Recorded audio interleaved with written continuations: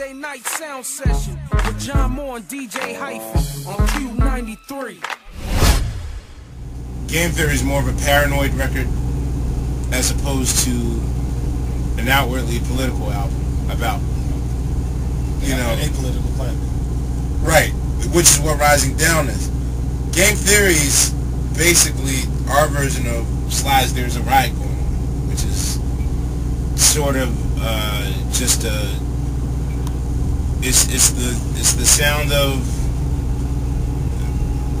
an older man.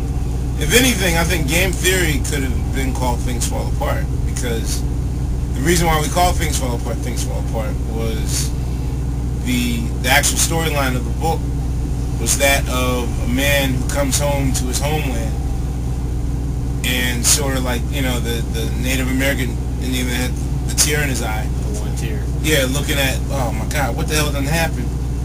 I mean, that's basically what Game Theory was like the whole, like, just the sound of paranoia and sadness and betrayal and all that. Like, I think we were kind of just taking advantage of the fact that young black life expectancy really isn't, people don't think in terms of when I'm 35, when I'm 36, especially in, you know, like you talk to a lot of kids around my way, and I still live in the neighborhood, like some of them can't even imagine if they'll ever turn 30. And if they turn 30, they'll be in jail, most of them think, which is some sad commentary shit, but that's how it is. So that said, it's just weird. It's kind of weird. Like, I wanted to make a reflecting record, so that's the sound of Game Theory. But Rising Down is, I knew that I didn't want to kill everyone's mood musically, so we kind of pulled the roots, which is like basically, okay, let's make a hard ass boom bap record. If we're gonna keep it political and be angry about it, at least musically, let's match it. Whereas, you know, I wanted the music to sort of be sad and melancholy with the Game Theory album. Yeah, I think you did a good job of it, just with Rising Down. Yeah. It's something that we often comment on our show about, just in terms of all the things going on in the world, socially, politically, just upheaval and injustice, and how it just isn't reflected at all in the music or in the art. And that's a sad state, because hip hop in its essence, in the spirit of it, it's not about the status quo. It's a rebel music. You know what I mean? In terms of the spirit of it, you know, where it came from. You know, being a voice for, you know. It was, and this is why. Until we got our. And this is why hip hop is dead. I'm gonna tell you why. Because now, whereas hip hop was once an escape from reality, hip hop is now the new reality where you gotta look at the Natalie Mines situation. Natalie Mines is the 1/3 of the Dixie Chicks. When she spoke out against Bush back when it was wildly unpopular to do so, she took away a lot of red state revenue away from her group. Yeah. I mean, cut that shit in half. I saw the movie. Hell yeah. Oh. And like, once I seen that, I was like, oh, okay. Maybe that's why we're... Because then it ties into, once, like, I started working for Obama, and when I would go out campaigning, like going, like, I was like Jehovah's Witness. Either you knock on the door, and either the reaction was going to be, or, okay, I see him going on the ground, or, oh my, no, is it? And then maybe I would get, you know, if I would at least get past to them open the door for me. And it wasn't even like, you know, trying to convert people to Obamaism. It's just that usually you just want to make sure that people are registered and that they know. Because of the, you know, back when I was campaigning during the 04 elections, the Republicans were out there in full force intimidating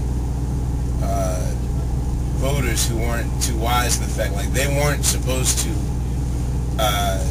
bring police action and sort of intimidate people and to not voting. Keep it on the polls. That happened a lot.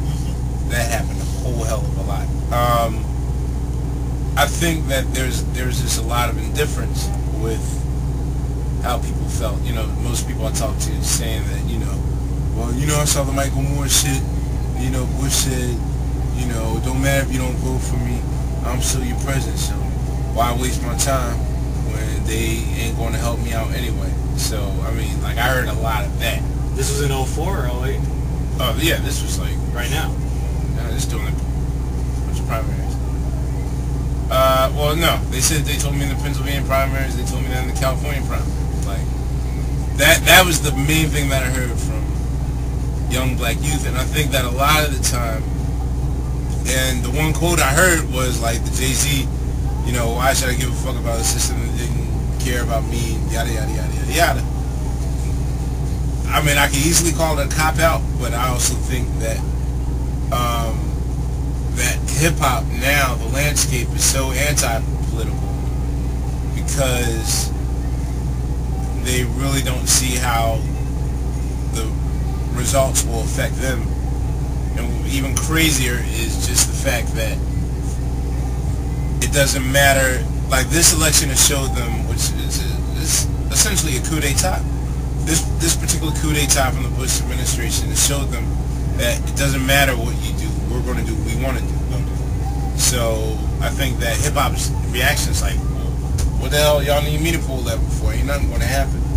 So, you know, I mean, that's why I'm really glad that Obama's ran, because, you know, he just, I tell people all the time, he appeals to the hopeless romantic in people that dream of something better than, quote, this, you know. And even outside of the music, though, in terms of like the apathy and politicalness, it's reflected in other aspects of art and culture, like athletes and not speaking out like they did, you know, like Jim Brown spoke out, or Kareem spoke out, or, you know, any of the prominent athletes in the 60s and the 70s.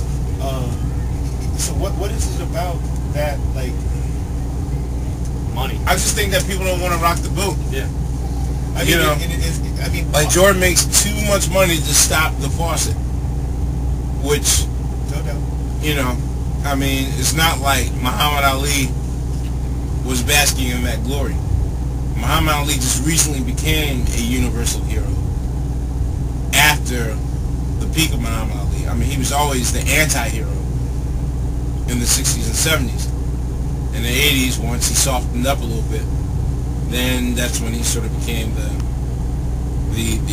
well-of figure that all of America started, you know, to embrace. But I mean, it's easier for us to do it because we don't have as much to lose. Oh, absolutely. I don't think we have a damn thing to lose. So. I mean, it's interesting. If you take someone like maybe Dave Chappelle and the whole walking away from 50 million, I don't know if that was necessarily a political move, but it was clearly a personal move where he decided to turn off the faucet and do what was best for him and do what he felt like working on. It's wise. I mean, I think of it.